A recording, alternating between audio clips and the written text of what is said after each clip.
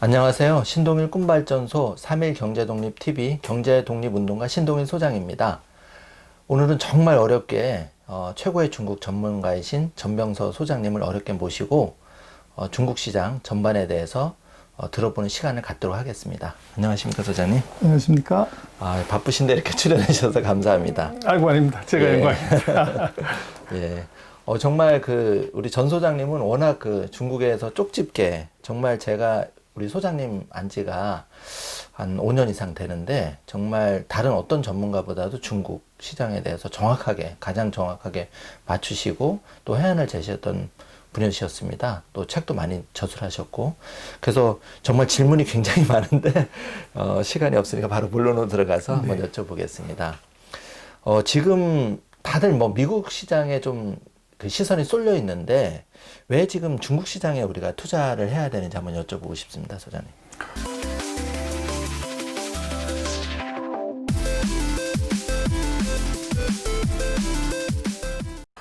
그래서 제가 잘 모를 때는 선수 따라 하면 되는데요. 예. 아이러니지만 중국 시장이 작년 하반기부터 굉장히 좋았습니다. 네. 그래서 좋은 이유는 네. 이 트럼프 대통령이 만들어준 시장입니다. 그래서 트럼프 대통령이 중국을 압박하면서 네. 금융시장 개방, 이게 중요한 팩터로 들어간 거죠. 네. 그래서 그것이 어떻게 보면 이제 시장의 상승 동력이 됐고, 네. 또 하나는 놓고 보면 결국은 요즘 많이 얘기하는 게 1등하고 2등이 다 해먹는 더러운 세상이다, 이렇게 이제 젊은 사람들 얘기도 하지만, 예. 결국은 투자는 지원 아니면 지토해야 하는 건데요.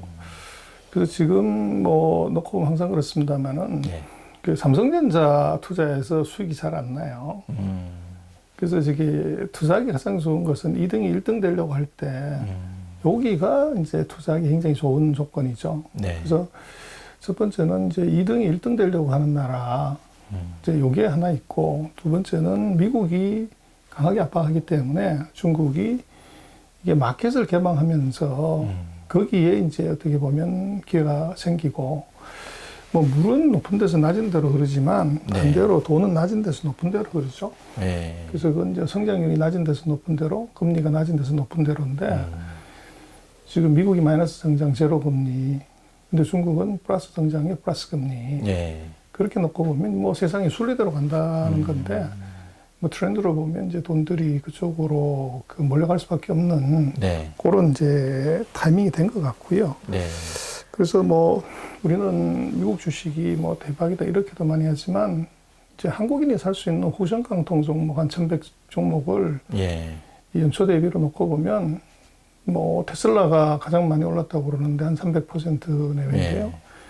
그것보다도 더 올라간 후션깡통 종목들이 이게 대여섯 종목, 7종목이 넘죠. 그리고 100% 이상 올라간 종목들이 50여 종목, 80여 종목 이상 있다는 거죠.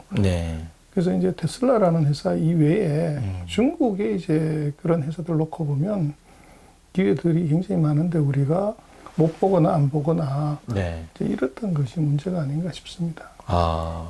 그러면 우리는 지금 이슈가 테슬라가 지금 3월 기준으로 한 주에 $600 하던 게 지금 $2,200 됐다고 굉장히 흥분하고 있는데, 실제로 중국에는 그런 기업들이 더 많이 있다는. 주가 상승률이 테슬라보다 높은 회사들이 그게 있는 거죠. 그런데 사실 저도 그렇지만 이걸 제대로 모르고 있거든요.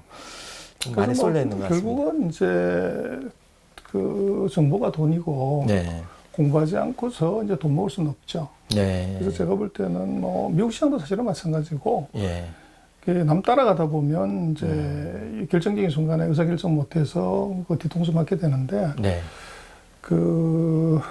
인더스트리하고 컴퍼니를 좀 깊이 들여다보고 따라가는 게 맞죠. 그렇구나. 그러면 이제 소장님께서는 중국에서도 또 올해 그런 이제 박사학위도 취득하시고 공부도 많이 하셨지만, 그런 또 대학원에는 그런 경영자들하고 교류도 폭넓게 하셔서 누구보다도 이제 중국에 기업하는 분하고 많이 교류를 하신 걸로 알고 있는데, 실제로 그러면 유니콘 기업들이 206개가 굉장히 많이 나왔잖아요. 그렇게 되면 그 기업들이 지금 미중 무역 전쟁 속에서 끝까지 생존할 거냐 이런 게 좀 궁금하거든요. 그래서 이제 그것도 네. 이제 우리가 조금 다르게 봐야 되는 것은 네. 중국의 유니콘 기업은요, 네. 미국이 통제를 해도 별로 영향받지 않아요.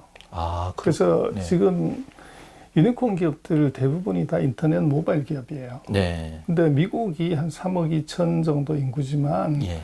중국이 이제 14억인데 중국의 스마트폰 가입자, 핸드폰 가입자 수가 16억 5천이에요. 아. 미국하고 일본하고 유럽을 합친 것보다 더 큰 시장이에요. 네. 그래서 이번에도 뭐 틱톡이나 웨이신, 탄센트를 제재했다고 그러는데 예. 이게 중국의 경제에 어떤 영향을 미치냐. 뭐 우리가 언론에서 보면 저건 뭐 중국 죽었다 이런 느낌이지만 네. 그거 영업에 별 영향이 없어요.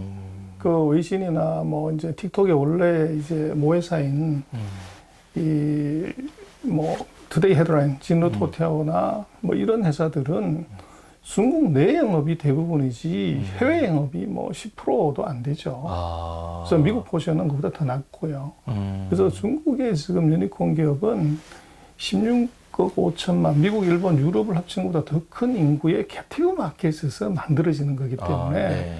미국의 제재하고는 이게 상대적으로 이게 그 영향이 적고, 그래서 지금 하웨이 건 갖고도 얘기를 많이 하지만 이 하웨이 제재 때문에 우리는 뭐 중국이 완전히 죽었고 반도체도 공급 못 받고 이러면 저 끝났다. 이제 중국이 뭐 폭망했다 이런 네. 이제 논조로 나오지만 이게 뭐가 잘못됐냐면요. 네. 중국의 통신 장비를 공급하는 회사는 하웨이만 있는 것이 아니고 ZT라는 회사가 있어요. 예. 중신통신이라는 회사가. 예.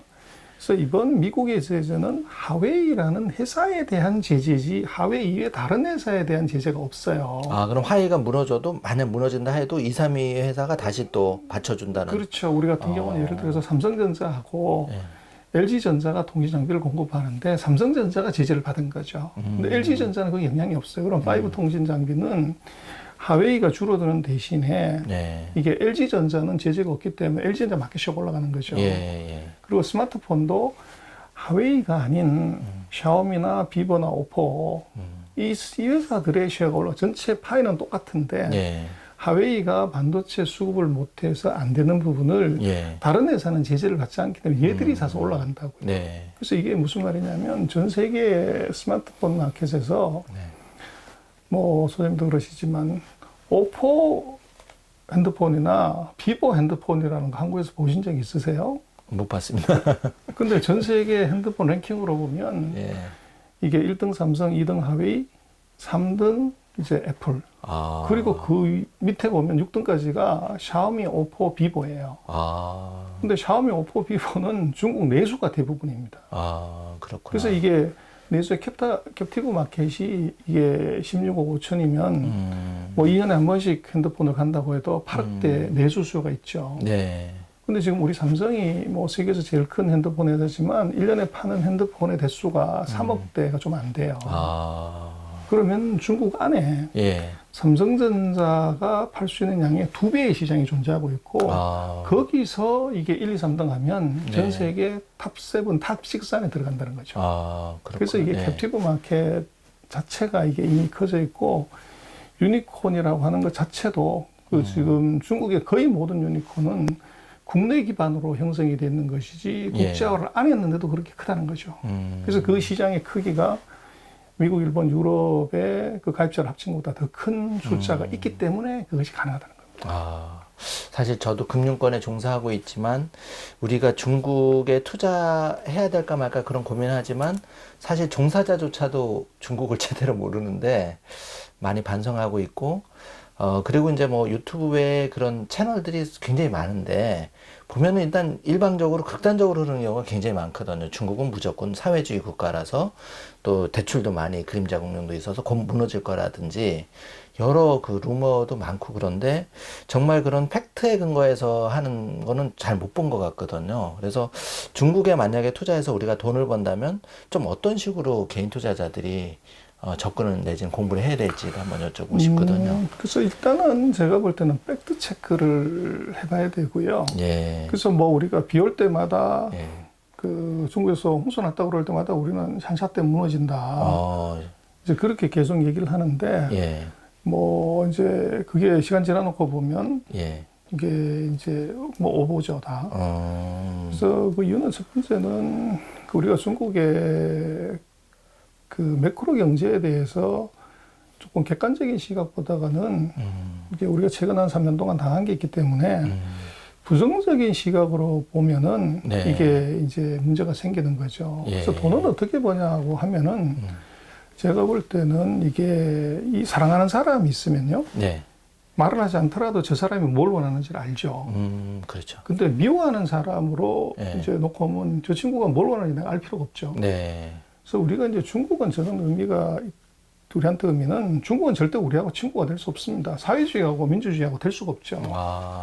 그래서 이거를 중국을 친구라고 또는 우리가 아프다고 그랬을 때 중국이 우리한테 호호해주거나 반창고 주는 나라가 절대 아닙니다. 아, 그걸 냉정하게 좀 보고. 그렇죠. 예, 근데 우리가 뭐 중국을 보는 이유는 우리가 거기서 돈을 벌기 때문에 그런 것이고 중국 마찬가지로 그 한국 전쟁 때 60만 대군을 보냈고 네. 거기서 16만 명 가까운 사람이 죽었단 말이에요. 예.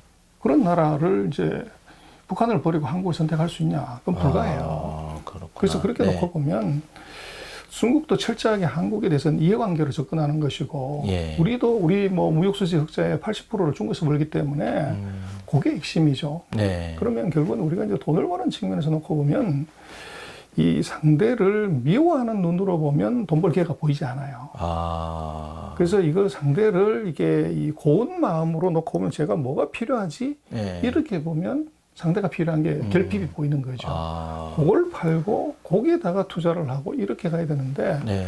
우리는 일단은 이제 중국을 바라볼 때 그 냉정한 그 팩트나 이성적보다는 네. 감정을 실어서 보기 때문에 예. 이것이 돈 벌 수 있는 기회들이 잘 안 보이는 거고 그다음에 이제 두 번째는 이제 우리가 돈은 뭐 GDP 갖고 버는 게 아니지 않습니까? 네, 그렇죠. 인더스트리나 컴퍼니에서 돈을 버는데 한국이 중국의 산업이나 기업에 관한 공부를 이걸 너무 안 해요. 아, 정말 너무 안 하는 것 같아요. 그래서 이제 그게 네. 카드라 통신에 의존해서 투자를 네. 한다. 네. 뭐 그리고 이제 한국의 뭐 금융회사들 제가 언젠가 최근에 신문을 봤더니 뭐 해외 수수료 수입만 뭐 이게 2천억인가 얼마 상반기에 벌었다고 그러던데 네. 제가 볼 때는 2천억 벌었으면 그중에 10%만 200억만 네. 해외 이 미국하고 중국을 제일 많이 투자한다고 그러던데 거기에 200억 투자해서 산업하고 기업에 관한 리서치를 하면 수수료가 2천억이 아니라 이게 4천억, 6천억, 예. 8천억이 나올 수 있을 건데 뭐 한국의 어떤 금융회사를 보더라도 시장이 어떻고 ETF가 어떻다 얘기를 하지만 인더스트리나 섹터를 제대로 커버해서 이게 나오지 않는다는 거죠. 그러니까 정말 그 고객들, 금융회사 다니는 고객들, 증권회사 다니는 고객들이 어떻게 투자해야 되는지도 모르고 정확한 정보도 못 받고 어떻게 보면 어쩔 수 없이 묻지마 투자가 될 수밖에 없고 그게 한 10년 전에 약간 뭐 중국 주식 막 이렇게 하면 한번 또 넘어진 적이 있고 그래서 더 부정적인 생각도 생긴 것 같고 그런 것 같습니다. 그래서 뭐 2번이나 우리가 실수를 했기 때문에 네. 그것이 그 수수료에 올인하는 것이 아니라 투자가들한테 이게 산업과 기업에 관한 정보를 이걸 충분히 제공하면 트레이딩 볼륨이 2배, 3배, 4배가 늘어날 수가 있죠.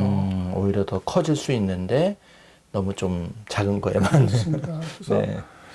이제 뭐 세 번째로는 이제 우리가 투자하시는 분들의 경우가 이게 끊임없이 관찰하고 거기서 이제 타이밍을 보는 것이 뭐 결국은 투자가 타이밍의 예술이라고 그러지 않습니까? 근데 우리는 이제 예술을 안 하고 미술을 자꾸 하는 거죠. 그래서 네. 이게 타이밍을 보려고 그러면 사이클을 좀 깊이 관찰을 해야 되는데 예. 그게 아니고 우리는 차트만 보고 예. 이게 차트에서 테크니컬리 보고 샀다 팔았다 이제 이렇게 하다가 보니까 큰 그림을 놓치게 되죠. 그래서 그게 이제 우리 투자가들의 패턴이 정보가 없다, 자료가 없다는 이유 가지고서 네. 이게 나는 그냥 차트만 보고 샀다 팔았다 그러는데 이 지금 이미 전 세계 투자가들이 다 중국에 투자하고 있지 않습니까? 예. 그리고 중국에는 100여 개가 넘는 증권사 리서치하고 1억 6천만 명의 개미들이 이미 들어와 가지고 예. 이게 작전하고 보고서 쓰고 매집을 하고 있는 상태인데 거기에 우리가 차트만 보고서 이게 예. 미술만 보고서 샀을 때 꼭지 잡을 확률, 7분응선에 들어갈 확률이 51%죠. 그래서 뭐 그 피터 린치가 그랬나요? 투자를 할 때 중학교 2학년 중퇴한 아줌마한테 내가 산 종목을 설명했을 때 이제 고개를 끄덕끄덕할 정도로 그렇게 알 수 있지 않으면 투자하지 마라. 그렇게 이제 조언을 하는데 예. 월가의 전설이 이제 그런 식으로 얘기를 하지만 우리가 한번 되돌아 놓고 보면 그 방금 말씀을 드린 그런 세 가지 조건에서 우리가 그 투자를 한번 반성을 해보면 예. 이제 우리가 어디에서 이게 그 문제가 있었는지를 알 수 있고 거꾸로 생각하면 그 세 가지를 잘 이제 가져가면 뭐 리스크를 이제 좀 많이 줄일 수 있지 않는가 싶습니다. 좋은 말씀이십니다. 정말 중국 주식 시장에 투자를 해야 되는 건 필수고 이제는 제대로 공부해서 투자를 하는 시점이 됐다. 정말 이 가뭄의 단비 같은 말씀이신 것 같아요. 앞으로 좀 소장님 자주 모셔가지고 예, 이슈를 좀 따라잡아야 될 것 같습니다.